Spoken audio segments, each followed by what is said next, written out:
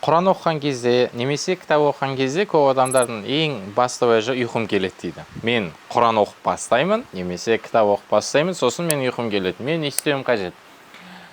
Ондай адам жоқ. Яғни кітап оқыған кезде, Құран оқыған кезде құлшынысы артып, ұйқысы келіп отырып кітап оқып, ұйқысы ашылып кететін адамды мен әлі көрген емеспін бұл өмірде.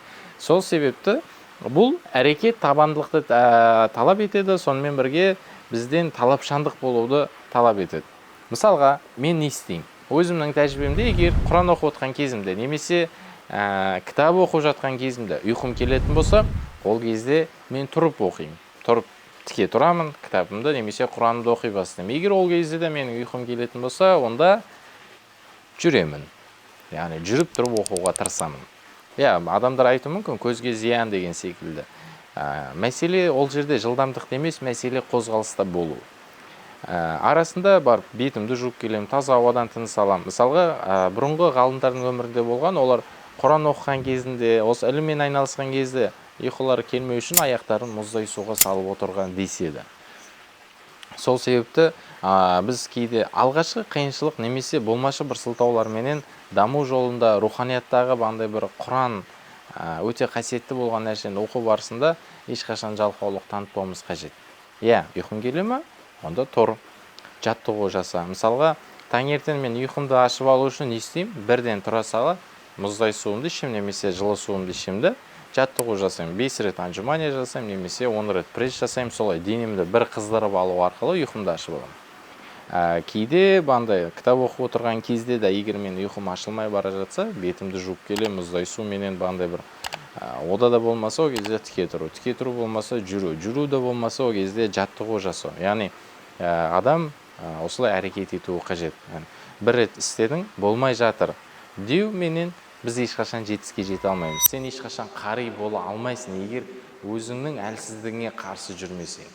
Егер сен бір ерте тұру үшін әрекет етіп жатырмын дейсің, ерте тұру үшін адамның ең алғашқы әрекеті бұл ерте жату болса, ұйқы келген кезде де бір кітапты қоя салу, бұл жетістік емес.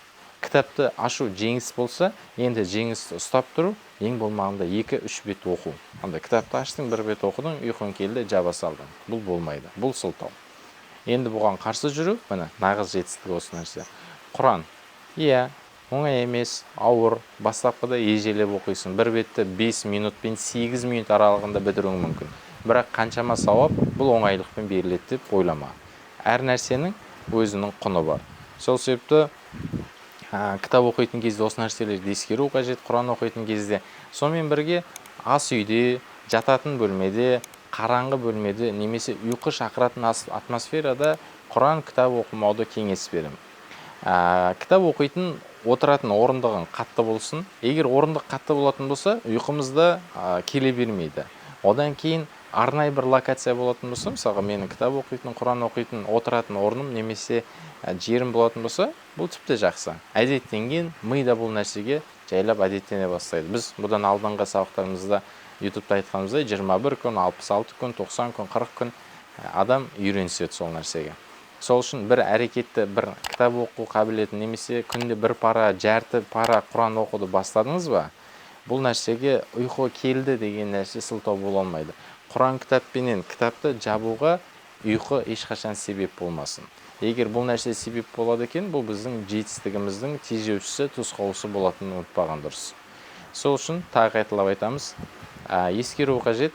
Кітап оқитын бөлмемізде орындығымыздың қатты болуы, бөлменің таза ауада болуы, лас ауада емес, салқын ауада болуы, одан кейін жарық болуы, жарық мүмкіндік болатын болса, оң жақтан түсіп тұруы, бұл нәрселер біздің кітап оқып отқан кезде бізге әсер ететін, өнімділігімізді арттыратын нәрселердің бірі болады. Сонымен бірге кітап оқып жатқан кезімізде ескеру қажет. Егер біз қарнымыз тоқ кезде кітап оқитын болса, ол кезде біз қаласақ қаламасақ ұйқымыз келеді. Сол себепті әрбір кітаптың өзіндік бір уақыттары болады. Мысалға, шығармашылық кітаптарын оқуға болатын шығар, бірақ ақыл жүргізетін, ой жүргізетін, ойландыратын кітаптарды ешқашан тамақтан кейін, астан кейін оқымаған дұрыс. Қасыңызға мысалға бір шоколад қойып қоюға, чай қоюға, немесе кофе қойып оқуға да болады. Яғни біз кітап оқуымызға өз-өзімізге сондай бір көмекшілік жұмыстарын атқарғанымыз дұрыс. Мысалға, мен кітап оқып отқан кезде шоколад жеймін, яғни бұл менің ұйқымды ашады, ұйқымды кеседі. Немесе тілімнің астына лимондарды бөлшектеймін де, бір лимонды, яғни өте кішкентай болған лимонды тілімнің астына тастап қоямын. Міне, бұдан кейін сен ұйықтап көр. Бұдан кейін қаласаң да ұйықтай алмайсың. Ол сенің ұйқыңды ашады, сені сергітеді. Бұл нәрсе көп қабылдау бәлкім адамның ағзасына зиян болуы мүмкін. Мен сол себепті бұл нәрсені көп қайталамаймын, адамдарға да ұсына бермеймін, бірақ өте аз мөлшерде өзім жасаймын. Адамдар қалай істейсің десе, осы нәрсемен бөлісемін кейде. Ал одан кейін десе, бұл нәрседе тағы бір ескеретін нәрсе, жататын кездегі кітаптар болады. Мысалға, жастығың басында тұратын кітаптар, бұл ұйықтар алдында бір-екі бет оқып ұйықтау деген секілді. Бірақ бұл кітаптар ешқашан кәсіби болмауы қажет. Бұл сенің мамандығыңа қатысты кітаптарды сен төсекте оқиды екенсің, сен мамандығың сол төсектен ары қаратай арта алмай қалады. Ол себепті осы мәселелерді ескеріңіз. Кітаптарды бір-екі жанрға бөліп алыңыз. Яғни өзіңіздің кәсіби қабілетіңізге, тұлғалық дамуыңызға, руханиятыңызға және есе сергітетін шығармашылық кітаптар. Осылай араластырып отыру арқылы сіз өзіңіздің кітапқа деген құлшынысыңызды да кетіріп алмайсыз. Кітап оқу барысында әдетті енді қалай қалыптастырамын десеңіз, мысалға алғашқысында мен брошюралар оқуды кеңес беремін. Неге? Брошюра оқу бұл кітаптың санын көбеюіне әсер етеді. Яғни миға жеңіл, одан кейін қысқа кітаптар. Сосын барып, одан кейін ауыр кітаптарға өтуге болады. Мына нәрсені есіңізден шығармаңыз. Кітап оқып жатқан кезде кітап қызық болмаса, кітапты тоқтатыңыз. Өйткені ол кітаптан, біз бұдан алдыңғы неде айтқандай, сіздің уақытыңыз, сіздің энергияңыз әлде қайда қымбат. Кейбір кітаптар болады, олар соңына дейін кітап бола алмайды. Яғни бұл автордың табыс көзі үшін жазылған кітаптар, немесе аудармадағы олқылықтар себепті сіз ойыңызды жинақтай алмауыңыз мүмкін, ол кітаптан түйін ала алмауыңыз мүмкін. Менде болып тұрады. Мысалы, аударма оқыған кезімде түп нұсқаны оқи алмағаннан кейін қажетті информацияны, қажетті бір ләззатты ала алмаған кезінде кітапты жай ғана жабам, қоямын. Бәлкім сыйлауға мүмкіндік болатын болса, сыйлап жіберемін. Кітап өзін алып кете алмаса, өзіне қызықтыра алмаса, тақырып пайдалы болмаса, ол кезде де мен кітапты тоқтатамын. Өйткені мен қазір бастаған ісімді аяқтауым керек деп, өзімнің өмірімнің сапасына пайдасы болмаған нәрсемен уақыт өткізгім келмейді. Одан денеме тыныштық беріп ұйықтағаным әлде қайда артық.